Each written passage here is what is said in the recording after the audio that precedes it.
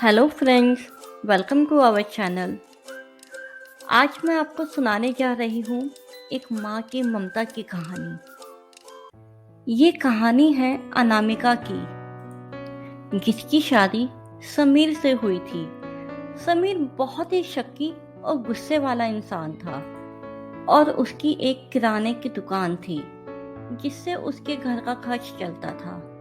और वहीं अनामिका बहुत ही सीधी, शांत और घरेलू औरत थी। अनामिका और समीर की शादी को 6 महीने हो गए थे, परंतु अनामिका के जीवन में वो सुख और प्यार कहाँ। समीर के गुस्से और शक्के मिजाज स्वभाव ने जैसे अनामिका को मुस्कुराना ही भुला दिया था। कुछ महीनों बाद दोनों को एक बेटी हुई, जूही। अब अनामिका ने अपना सारा जीवन जैसे अपनी बेटी को दे दिया था।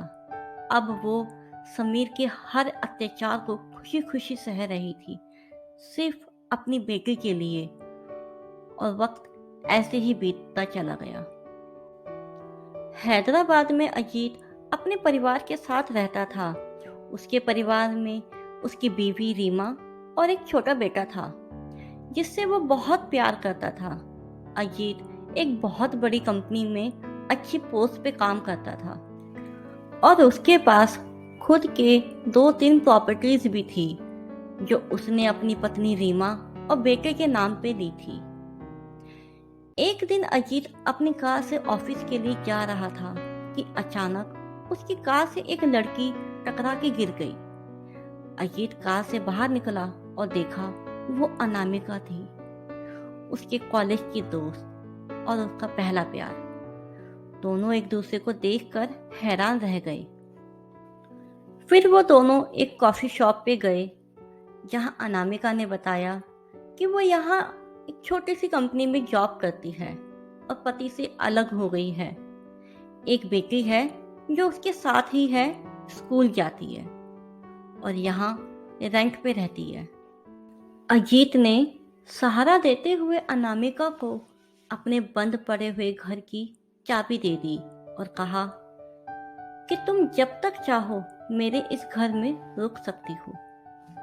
अब अजीत और अनामिका अक्सर घर पे मिलने लगे, क्योंकि जूही के स्कूल जाने के बाद अनामिका अकेली ही रहती थी।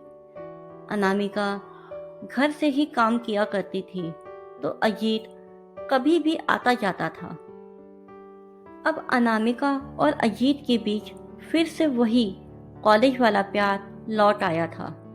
एक दिन जब अजीत अनामिका के घर आया हुआ था, तो उस दिन अजीत ने अनामिका से उसके पति से अलग होने की वजह पूछी।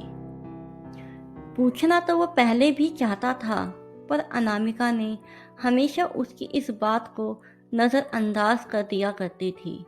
पर आज अजीत के इतने प्यार से पूछने पर अनामिका के मन का दर्द जैसे सैलाब बनकर बाहर आ रहा हो।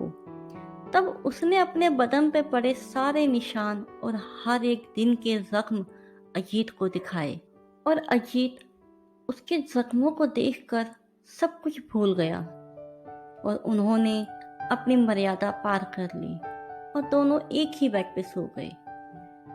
थोड़ी देर बाद अजीत का फोन बजा और वो अनामिका को वहीं छोड़ के अपने घर के लिए निकल गया। अगले दिन सुबह सुबह अजीत को अनामिका का फोन आता है। अनामिका बहुत ही घबराई हुई आवाज में अजीत से बोलती है, अजीत, मेरी बेटी को बचा लो, मेरी मदद करो, मेरी बेटी को बचा लो, मेरी मदद करो। अनामिका की ऐसी घबराई हुई आवाज सुनकर अजीत उससे मिलने उसके घर चला जाता है, तो देखता है कि उसके घर के बाहर ताला लगा हुआ है। वो सोच में पड़ जाता है कि मुझे ऐसे सुबह सुबह कॉल करके बुलाने के बाद अनामिका ऐसे अचानक से कहाँ चली गई। अजीत उसे कॉल करता है, पर कॉल नहीं लगता, उसका नंबर बंद आ रहा था। फिर वो आस पड़ोस में जाकर सबसे पूछने लगा कि यहाँ जो औरत अपनी एक बेटी के साथ रहती थी, क्या आपको पता है कि सुबह सुबह वो दोनों कहाँ गई हैं? पर किसी को इस बारे में कुछ नहीं पता था। सबने एक ही बात कही, यहाँ तो कोई नहीं रहता है। ये घर तो बंद रहता है, बस जब आप कभी आके खोलते हैं तभी ये खुला मिलता है। ये बात अजीत को कुछ समझ नहीं आई और उसने कहा कि आप ये कैसी बात कर रहे हैं। यहाँ पिछले 2 महीने से एक औरत अपनी बच्ची के साथ यहाँ रह रही थी और मैं अक्सर उनसे मिलने आता हूँ, परंतु वहाँ सभी ने यही कहा कि यहाँ हमेशा आपको अकेले ही देखा है और आज तक किसी को यहाँ नहीं देखा। सबकी ऐसी बातें सुन के अजीत को कुछ समझ नहीं आ रहा था और ना ही अनामिका का फोन लग रहा था। अजीत अनामिका से मिलने उसके ऑफिस जाता है, पर वहाँ उसे पता चलता है कि अनामिका नाम की कोई औरत यहाँ काम ही नहीं करती है। अजीत को अभी भी कुछ समझ नहीं आ रहा था।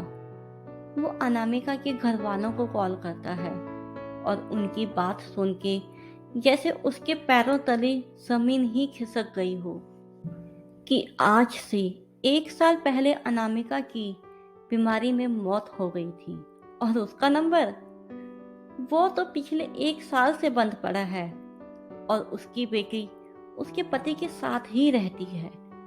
क्या हुआ था अनामिका के साथ? अनामिका ने ऐसा क्यों करा और कहाँ, किस लिए किया? अब ये तो आपको हमारी अगली वीडियो में ही पता चलेगा।